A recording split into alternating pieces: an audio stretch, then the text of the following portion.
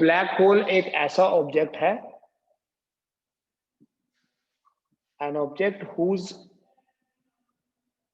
gravitational pull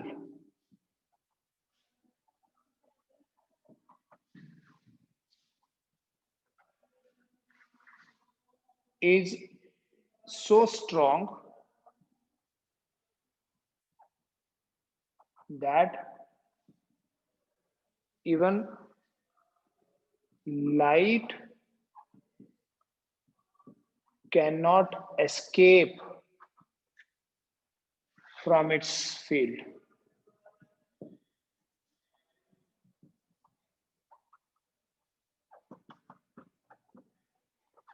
It मतलब light की speed है 3 × 10⁻8 मीटर पर सेकेंड, तो वो भी इसके ग्रेविटेशनल पुल से बाहर नहीं जा सकती। मतलब अगर ये ब्लैक होल है, कोई ऑब्जेक्ट है और यहाँ से लाइट जा रही है ऐसे, तो इसका पुल इतना स्ट्रांग होगा कि ये जो लाइट इधर जा रही है इसको भी अपनी तरफ खींच लेगा। Nothing can escape out from its gravitational field, it attracts even light.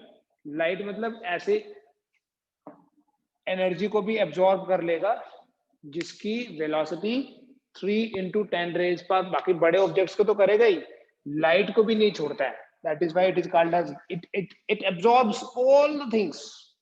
इस gravitational pull is so strong कि ये सब कुछ एब्जॉर्ब कर लेता है, इवन लाइट को एब्जॉर्ब कर लेता है। लाइट को भी, ये अगर कोई ब्लैक होल है, कोई ऑब्जेक्ट है और यहाँ से कोई लाइट का सोर्स, ऐसे लाइट का सोर्स रखा कोई और उधर लाइट जा रही थी, ये लाइट भी इधर अट्रैक्ट हो जाएगी।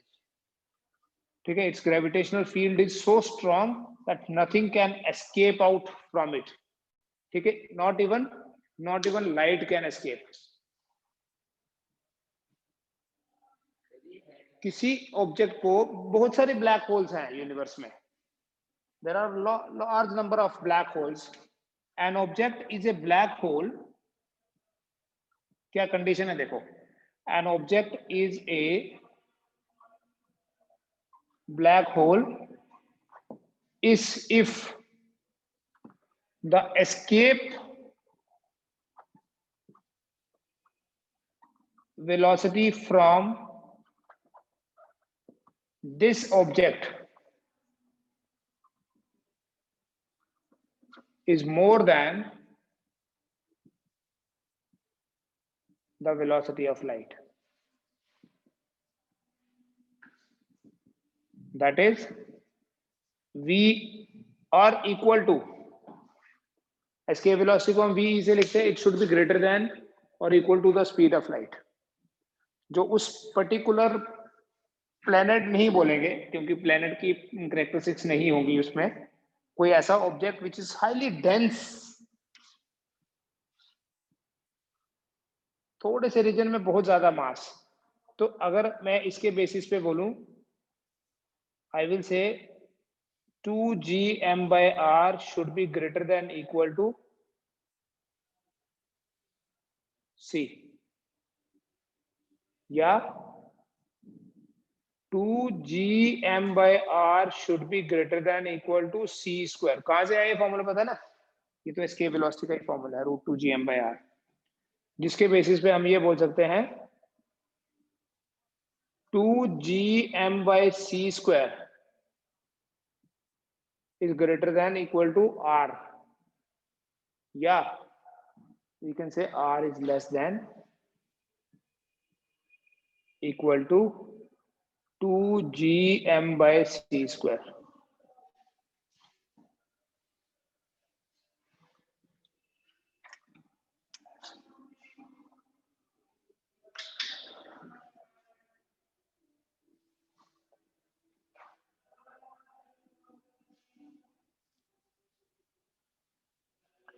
That means for a black, the radius of black hole should be less than, sorry root नहीं था, should be less than 2gm/c²। इस रेडियस को बेसिकली r को क्या बोलते हैं, there is a proper name for this radius, the radius of black hole, Schwarzschild radius।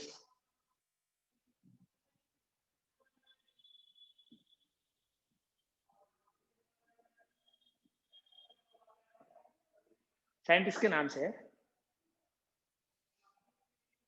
अगर हम ऐसे एज्यूम करें कि अर्थ को ब्लैक होल बनाना है हमने, या मैथमेटिकली, प्रैक्टिकली नहीं, अर्थ का ब्लैक होल बनेगा अगर, तो अर्थ का रेडियस कितना हो जाएगा? ये सारा मास कितना, अर्थ का मास पता है आपको? If earth becomes a black hole, then R will be less than equal to 2 into G की जगह लिख लूंगा 6.67 into 10 raised power minus 11 G का वैल्यू। मास कितना है? अर्थ का मास आपको कैलकुलेट कराया था ग्रेविटेशन में ही, 6 into 10 raised power 24 divided by c square हुआ 3 into 10 raised power 9 का स्क्वायर, 3 into 10 raised power 9 का स्क्वायर हो गया बेटा 9 into 10 raised power 18। ये अप्रोक्सीमेटली बनेगा 81, 6 into 6 हो गया 36, 36 into 2 हो गया 72, लेकिन ये 6.67 है ना, तो 81 लिख दिया मैंने, रैंडमली लिख दिया, 82 आए हो सकता है, into 10 raised power minus 11 plus 24 is 13 divided by 9 into 10 raised power 18. So this will be equal to 9 into 10 raised power minus 5 meter.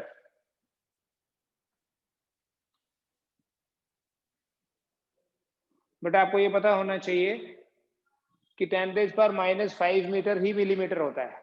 कैसे देखना, मिलीमीटर नहीं, सॉरी, 1 मीटर होता है 10 रेज पर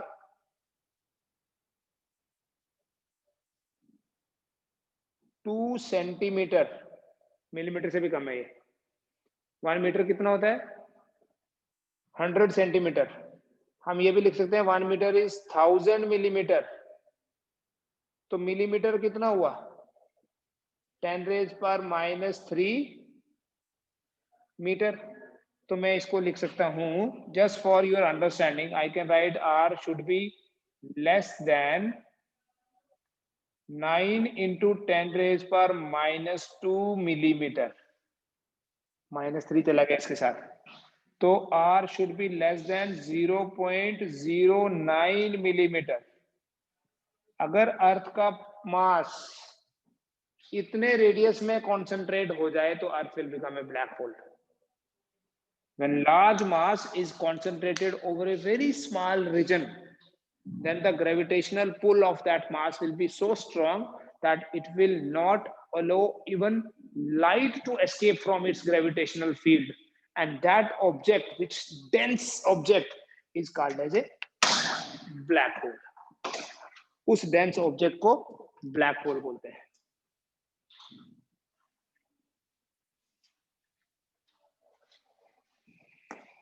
ठीक है, इसका ग्रेविटेशनल पुल इतना स्ट्रांग है कि कुछ भी इसमें से एस्केप नहीं हो सकता, नॉट इवन लाइट। देन बेटा हम बात करेंगे आज प्लैनेटरी मोशन की, हमने बात कर ली। आज से हम स्टार्ट कर रहे हैं सैटेलाइट मोशन।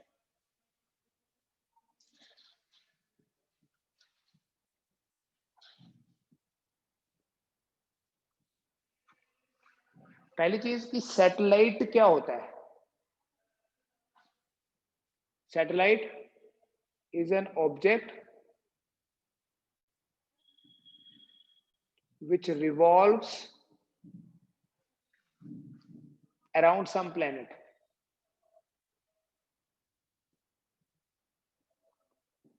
एक ऐसा ऑब्जेक्ट जो किसी प्लेनेट के अराउंड रिवॉल्व कर रहा है उसे हम सैटेलाइट बोलते हैं।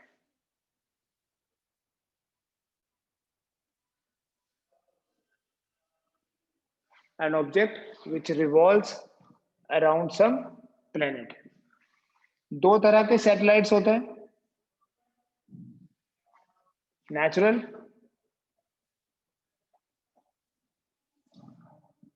And artificial.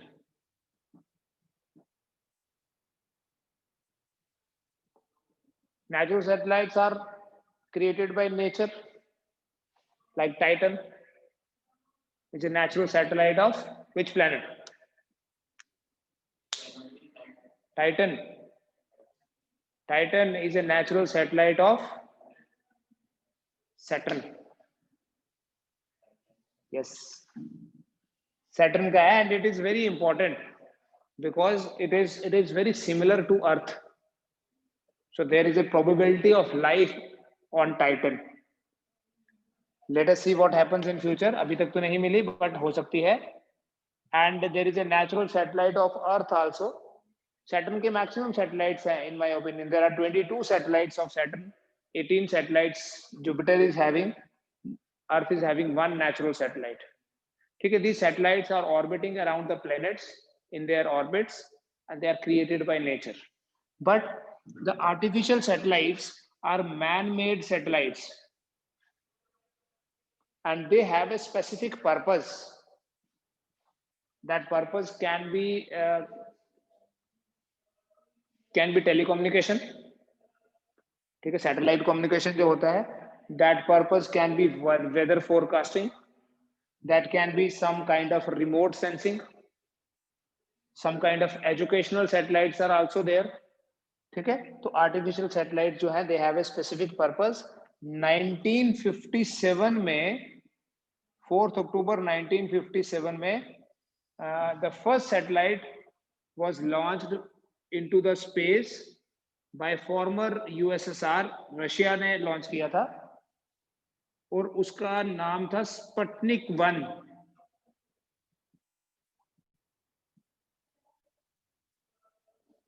ठीक है, उसके बाद अमेरिका ने सैटेलाइट लॉन्च किए 1975 के आसपास. 1975 में इंडिया ने एक सैटेलाइट लॉन्च किया था आर्यभट्टा के नाम से. सो इंडियन मिशन जो है 1975 में स्टार्ट हुआ विद आर्यभट्टा. उसके बाद और सैटेलाइट लॉन्च किए इंडिया ने. आर्यभट्टा के बाद भास्करा सैटेलाइट लॉन्च किया था. ठीक है, रोहिणी सैटेलाइट एक लॉन्च किया. Then there was a series of satellites जिनको बोला गया INSAT 1A 1B. INSAT stands for Indian satellite. ठीक है, तो ये सीरीज ऑफ सैटेलाइट्स है. कुछ अमेरिकन सैटेलाइट्स भी लॉन्च हुए थे. एप्पल एक अमेरिकन सैटेलाइट था. तो डिफरेंट कंट्रीज ने, ज्यादा नहीं 4-5 कंट्रीज हैं जिनके सैटेलाइट्स हैं अपने. सो आर्टिफिशियल सैटेलाइट लॉन्च किए जाते हैं. But the thing is satellite को कैसे लॉन्च किया जाता है. Let us understand the physics of principal of launching a satellite.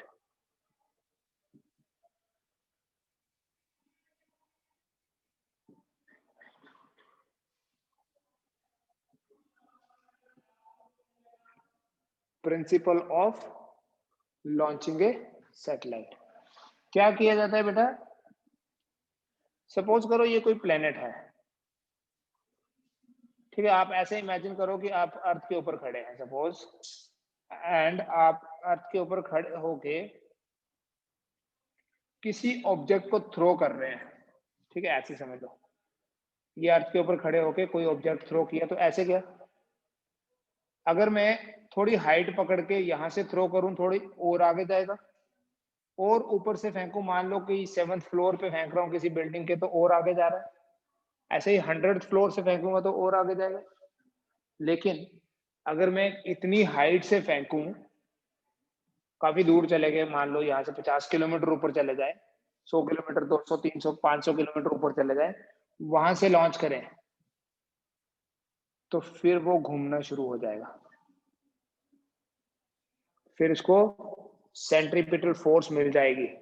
हमने वेलोसिटी दी और प्लेनेट की ग्रेविटेशनल फोर्स से उसको सेंट्रीपिटल फोर्स मिलेगी.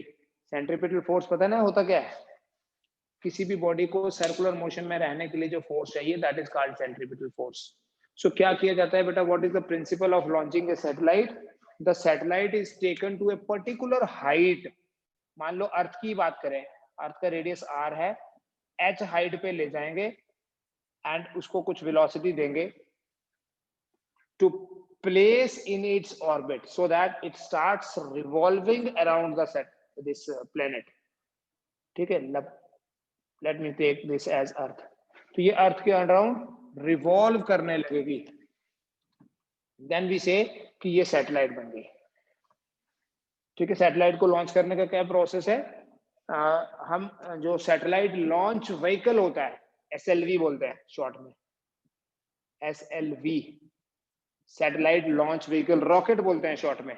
वो रॉकेट क्या करता है, सैटेलाइट को उठा के ले जाता है, ठीक है, काफी ऊपर लेके गया, एंड देन उसको एक डायरेक्शन देता है टेंजेंशियली, और उसको ऑर्बिट में प्लेस करता है बाय गिविंग सम वेलोसिटी, ठीक है। The satellite is taken to a particular height,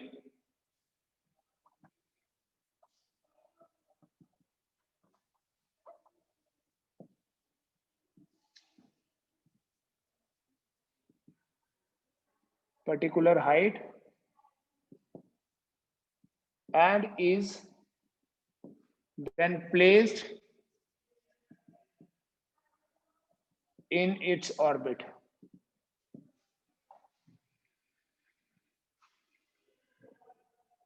यहां बेटा हम डिफाइन करेंगे orbital velocity.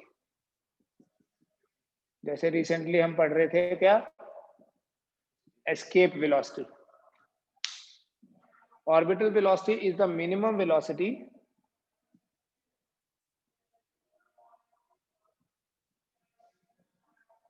given to the satellite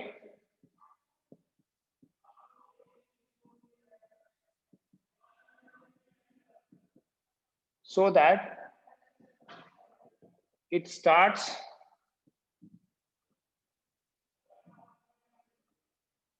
orbiting around the planet, ठीक है।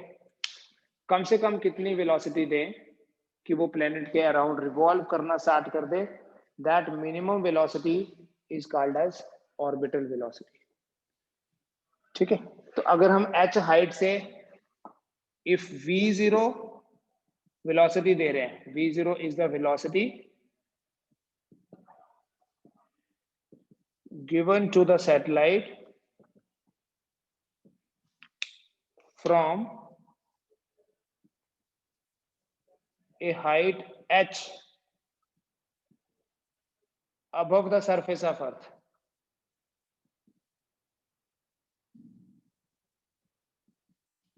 then उसी v0 को बोलेंगे हम ऑर्बिटल वेलोसिटी, और h हाइट जहां से उसको हमने ऑर्बिट में प्लेस किया। Different satellites can have different Heights. हम देखेंगे यहाँ कोई सैटेलाइट ऐसा भी हो सकता है जो अर्थ के रेडियस से भी ज्यादा हाइट पे है, मतलब 6000 किलोमीटर से भी ऊपर होगा, उससे बहुत ज्यादा भी हो सकता है, ठीक है। बट एक चीज का ध्यान रखना, as long as it is a satellite, it is in the gravitational field, क्योंकि सैटेलाइट को घूमने के लिए जो सेंट्रीपिटल फोर्स चाहिए वो प्लेनेट की ग्रेविटेशनल फोर्स से ही मिलेगी, ठीक है। मतलब जो सेंट्रीपिटल फोर्स है एक बेसिक फोर्स नहीं होती, हमने पढ़ा था, ये एग्जांपल भी वहां लिखी। तो सेंट्रीपिटल फोर्स क्या होगी, मान लेते हैं बेटा ये प्लेनेट अर्थ है जिसका मास है m, और ये सैटेलाइट है जिसको हमने लॉन्च किया, इसका मास है स्मॉल m। तो मैं लिख लूंगा m into v square divided by r plus h equal to G m by r square.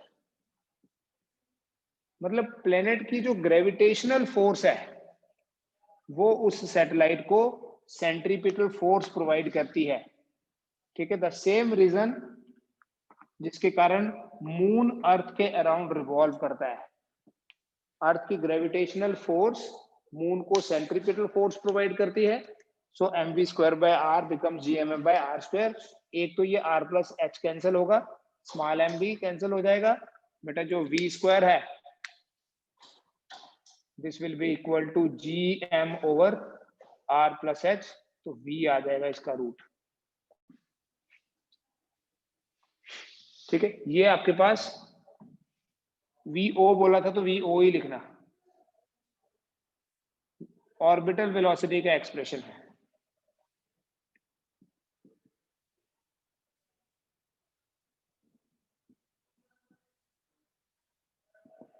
यहां से एक सिंपल सा कंक्लूजन निकल रहा है, जितनी ये हाइट ज्यादा होगी ऑर्बिटल वेलोसिटी उतनी कम होगी।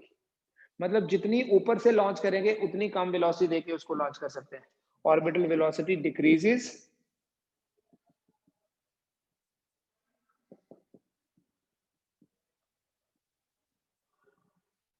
with increase in height.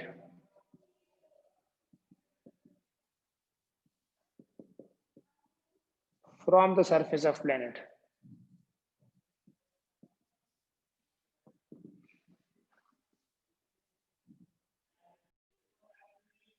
अब मान लेते हैं कि h जो है बहुत छोटा है r से, देन r प्लस h तो r के ही बराबर हुआ। अगर h r से बहुत छोटा है तो r प्लस h r के बराबर होगा। Therefore v0 will be equal to square root of gm by r। ठीक है, ऐसे बोल सकते हैं near the surface of planet, या अगर अर्थ की बात कर रहे हैं तो near the surface of earth.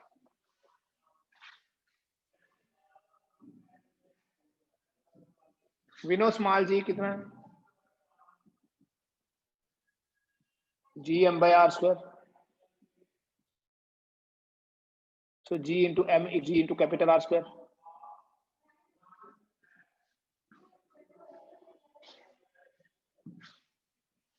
Therefore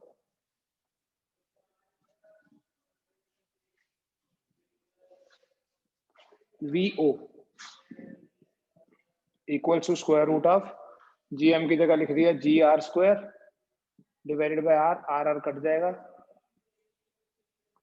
ji are. आपको अगर याद होगा तो हमने परसों जो पढ़ा था escape velocity, वहां रूट 2 जी आर आया था। तो वी ओ कितना हो गया, रूट जी आर। फॉर अर्थ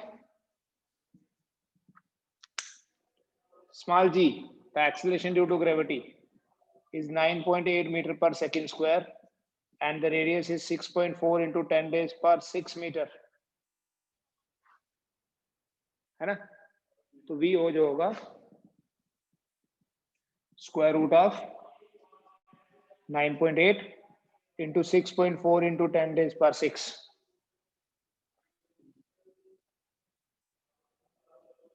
बेटा ये अप्रोक्सीमेटली कितना आएगा पहले वो देख लो, 8000 आएगा। ये कैसे, ये 10 है, 10 इंटू 6.4 हुआ 64, 64 का रूट हो गया 8, 10 रेज़ पर 6 हो गया 1000, 8000 आएगा। लेकिन 8000 नहीं, मतलब 8 किलोमीटर नहीं आता है, 7.92 kilometre per second. So what is orbital velocity from the surface of Earth. अगर किसी ऑब्जेक्ट को नियर द सरफेस ऑफ अर्थ हम लॉन्च करके सैटेलाइट बनाना चाहते हैं तो उसको इतनी वेलोसिटी देनी पड़ेगी। ये वेलोसिटी सैटेलाइट के मास के ऊपर डिपेंड नहीं करती, स्मॉल एम नहीं है इसमें, ना इसमें ना इसमें, प्लेनेट के पैरामीटर्स पे डिपेंड करती है। इसका मतलब अगर हम किसी ऑब्जेक्ट को अर्थ के सरफेस के पास से लॉन्च करना चाहें तो उसको देनी पड़ेगी अप्रोक्सीमेटली इतनी वेलोसिटी कि वो 1 सेकंड में 8 किलोमीटर ट्रेवल करे। This is 8 kilometre per second, that's very high velocity. Earth के सरफेस से इसलिए लॉन्च नहीं करते क्योंकि अगर इतनी ज्यादा वेलोसिटी दे ना तो यहाँ एयर फ्रिक्शन की वजह से उसमें आग लग जाएगी। तो हम इसको ऊपर ले जाते हैं, सैटेलाइट को अर्थ के सरफेस से दूर लेके जाते हैं फॉर 2 रीजंस।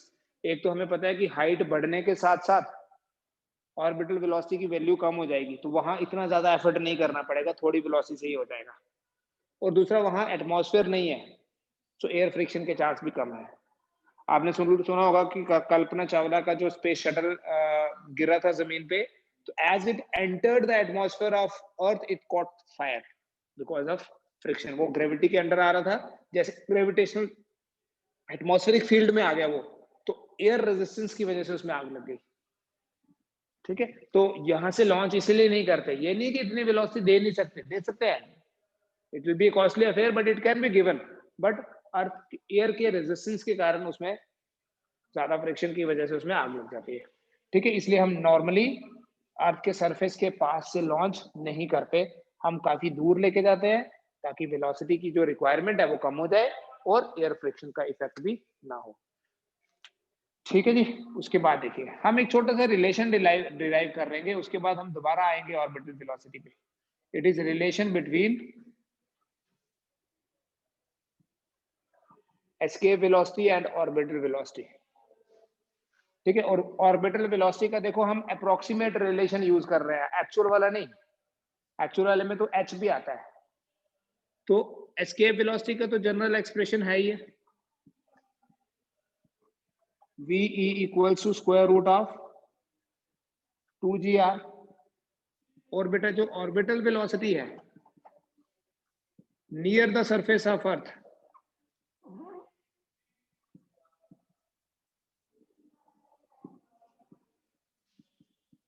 ये ऑर्बिटल वेलोसिटी है root of gr।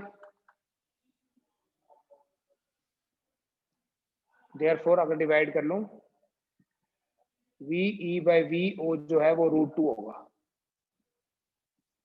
escape velocity divided by orbital velocity is √2।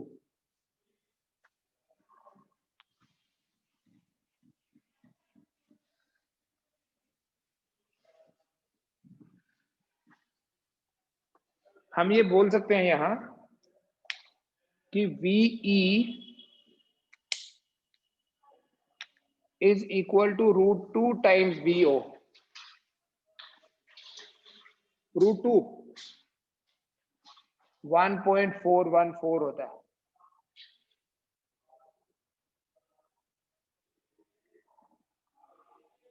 So escape velocity is 1.414 times the orbital velocity। देखना बेटा, अगर मैं कभी ऐसे लिखता हूँ ना y is equal to 0.5x, क्या मतलब इसका, y बड़ा कि x बड़ा? x बड़ा, क्योंकि x 100 होगा तो y 50 आएगा। अगर मैं लिखूं y इक्वल टू 1.5x, अब x 100 होगा तो y 150 होगा, नहीं, x 1 होगा तो y 1.5 होगा, 1.5 होगा। y x से बड़ा है by 50%, because when x is 100 y is 150। यहां पर VE बड़ा है VO से by 41.4%। इसका मतलब यह हुआ कि जो satellite near the surface of earth revolve कर रहा है उसकी वेलोसिटी को अगर 41.4% बढ़ाएं तो वो एस्केप हो जाएगा। ठीक है, ये आप लाइन खुद लिख लो। Therefore, if the velocity of a satellite orbiting close to the surface of Earth is increased by 41.4%, then it will escape from the gravitational field. As long as it is a satellite, it is within the gravitational field, whether it is close to the surface or away or far away from the surface, it is within the gravitational field। लेकिन एक बार ये दूर चला गया, escape हो गया, तो फिर वो फील्ड से बाहर। ठीक है, एस्केप वेलोसिटी ऑर्बिटल वेलोसिटी से 41.4 टाइम्स ज्यादा है, जिसका मतलब है कि अगर हम ऑर्बिटल वेलोसिटी को 41.4% ज्यादा बढ़ाएं तो वो एस्केप हो जाएगा। और अगर काइनेटिक एनर्जी की बात करें, जैसे मैं बोलूं escape kinetic energy, escape kinetic energy ke equal to 1/2 m into ve square। और अगर मैं बोलूं orbital kinetic energy ko, that would be equal to 1/2 m into vo square, because when they are in motion they have kinetic energies। So what is ke by ko? It is ve by vo whole square, and that would be equal to 2 only, √2 का square. इसका मतलब kinetic energy is, escape kinetic energy is double of the orbital kinetic energy. ध्यान से देखो, ये √2 का square आ जाता है, so that is 2। so escape kinetic energy is double of the orbital kinetic energy। Double होने का मतलब होता है 100% ज्यादा होना। यहाँ 41.4% है वेलोसिटी की अगर बात करें, तो इसका मतलब यहाँ क्या है कि जो एस्केप काइनेटिक एनर्जी है वो ऑर्बिटल काइनेटिक एनर्जी से 100% ज्यादा है। डबल होना जो है दैट इज 100% इंक्रीज। ठीक है, चलेंगे आगे। फिर से हम ऑर्बिटल वेलोसिटी के एक्सप्रेशन पे आएंगे अभी, लेकिन ये जो एक्सप्रेशन लिखा मैंने VO by VE is √2, ये ऑर्बिटल वेलोसिटी का अप्रोक्सीमेट एक्सप्रेशन है।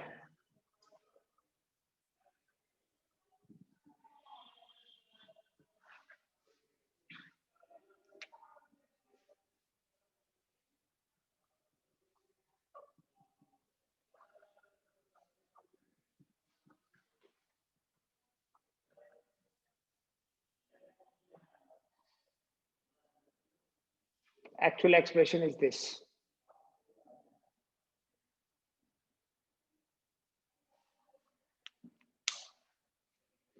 नेक्स्ट हम बात करेंगे बेटा about the time period of a satellite.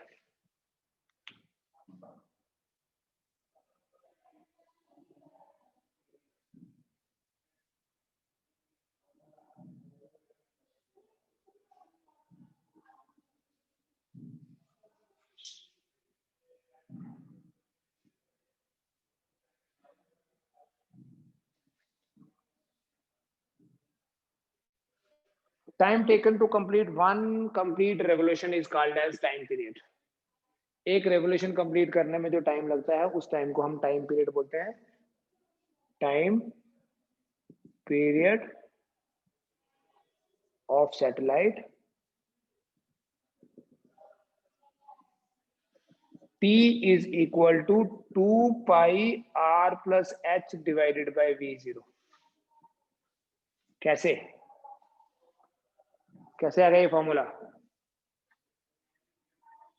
देखो, स्पीड होता है v is equal to distance upon t। तो अगर एक ऑर्बिट कंप्लीट करना है तो v होगा 2 pi r by T. Orbit complete कर रहा है तो कितना डिस्टेंस ट्रेवल करना है? सर्कमफ्रेंस। टाइम पीरियड का फॉर्मूला ही यही है, circumference divided by orbital velocity. So it is 2 pi r plus h divided by v0 की जगह क्या लिख लूंगा?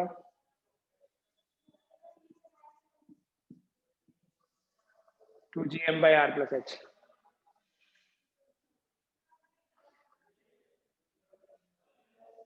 टू जीएम नहीं ना, इसमें 2gm नहीं है, खाली gm है। 2gm तो उसमें था। So it can be written as 2 pi r plus h into root of, क्या लिखूं? r plus h by gm लिखूंगा, उल्टा हो जाए बेटा। यहां r प्लस h की it is like x into root x। क्या होता है? x3/2। x3/2 को हम ये भी तो लिख सकते हैं x क्यूब का रूट। सो इसीलिए ये जो t का फॉर्मूला यहां बनेगा,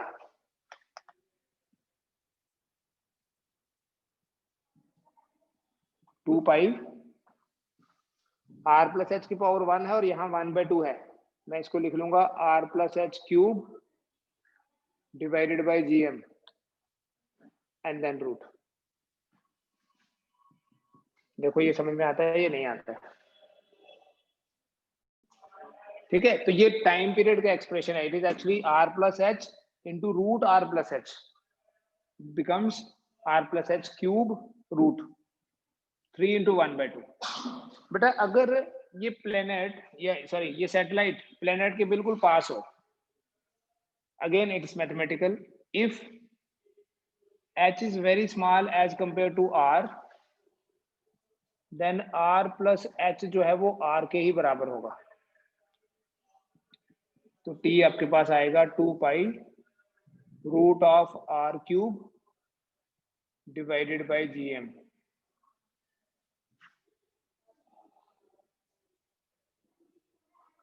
इसको हम एक्सप्रेस कर सकते हैं in terms of small G, ये नहीं कर सकते? कैसे?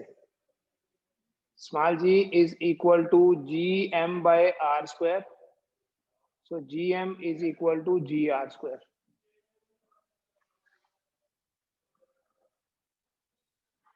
therefore t is equal to 2 pi square root of r cube, gm की जगह लिखूं gr square। ये r square और यहाँ क्यूब है, एक कैंसिल हो जाएगा, t बनेगा 2 pi square root of r by g।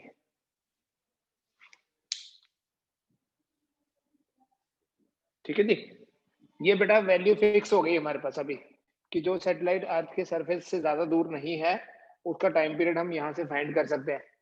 अगर आप ये देखोगे, this t will be equal to 2 pi root of r की जगह लिख लूंगा रेडियस ऑफ अर्थ अगर, so it will be 6.4 into 10 raised power 6 divided by 9.8. Approximately this is 5075 second, 84.6 minutes। Data याद रखना, यहाँ से डायरेक्ट कैलकुलेशन हो जाती है। ये 64 है, एक जीरो नीचे आ जाएगा, 100 हो जाएगा, 10 raised power 6 divided by 10 raised power 4 हो गया, इसका आ गया 8, इसका आ गया 2, 800 into 2 पाई, 8 into 2 हो गया 1600 पाई, तो अप्रोक्सीमेटली वो 5000 ही आएगा।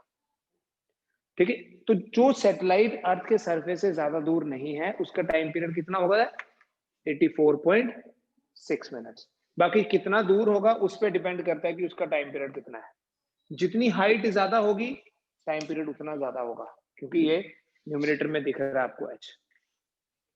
ठीक है, तो ऑर्बिटल वेलोसिटी हो गई और टाइम पीरियड हो गया। इसी तरह से हम कैलकुलेट कर सकते हैं what is the total energy of a satellite. कैसे? The total energy of satellite will be sum of kinetic energy, because वो मोशन में है इसलिए उसके पास काइनेटिक एनर्जी होगी, but at the same time वो सैटेलाइट है तो ग्रेविटेशनल फील्ड के अंदर, तो ग्रेविटेशनल फील्ड के अंदर तो उसके पास पोटेंशियल एनर्जी भी होती है। कौन सी पोटेंशियल एनर्जी? इसको बोलते हैं हम ग्रेविटेशनल पोटेंशियल एनर्जी। तो एनर्जी ऑफ सैटेलाइट दो कंपोनेंट से बनी है। Energy of satellite is equal to kinetic energy plus gravitational potential energy। बेटा energy will be 1/2 m into VO square। अगर सैटेलाइट की हाइट h है फ्रॉम द सरफेस ऑफ अर्थ तो उसकी पोटेंशियल एनर्जी कितनी होती है? याद करो, एक्सप्रेशन हमने पढ़ा है -gmm/r+h। This is general expression for the potential energy, -gmm/r+h। और काइनेटिक एनर्जी तो हमेशा ही 1/2 mv स्क्वायर है। अब यहाँ ऑर्बिटल वेलोसिटी है इसलिए vo स्क्वायर, तो E आ जाएगा 1/2 स्मॉल m इंटू vo का फॉर्मूला अभी डिराइव किया, root gm/r+h square minus gmm/r+h। Cancel, so E will be equal to 1/2 gmm/r+h minus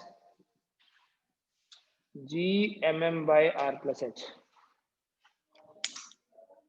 ठीक है, अगर आप ध्यान से देखोगे ना, I can write this expression as gmm/r+h common लेके 1/2 माइनस 1, 1/2 माइनस 1 होगा -1/2, है ना? तो आपके पास पोटेंशियल एनर्जी का फॉर्मूला, ये टोटल एनर्जी का ये फॉर्मूला बनेगा।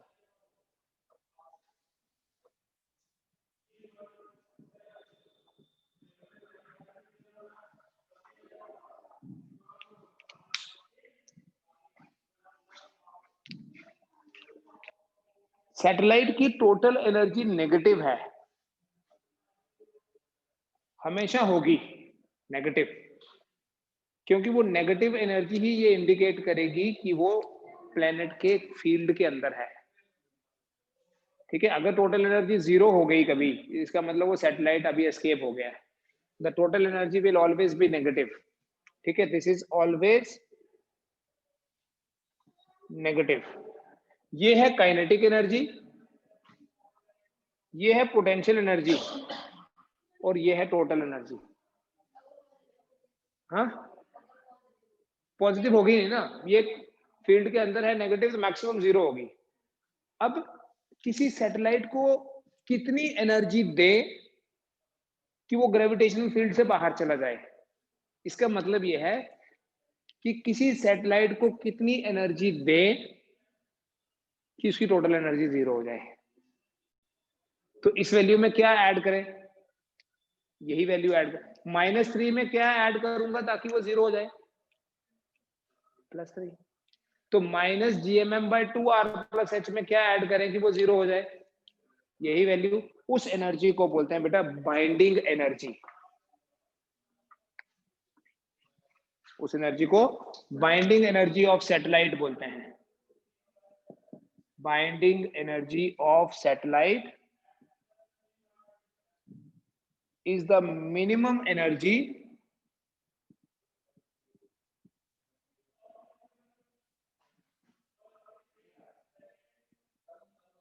given to the satellite so that it escapes from the gravitational field. कम से कम कितनी वेलोसिटी देते हैं उसको तो एस्केप वेलोसिटी बोलते हैं, बट कम से कम कितनी एनर्जी देंगे दैट इज बाइंडिंग एनर्जी। और मैंने आपको लॉजिक बता दिया that binding energy will be gmm/2 of r+h। जितनी ये नेगेटिव है वही पॉजिटिव वैल्यू उसमें ऐड कर दोगे तो बाइंडिंग एनर्जी को दो तरीके से डिफाइन करते हैं, कितनी एनर्जी दें ताकि वो एस्केप हो जाए, या कितनी एनर्जी उसके पास है।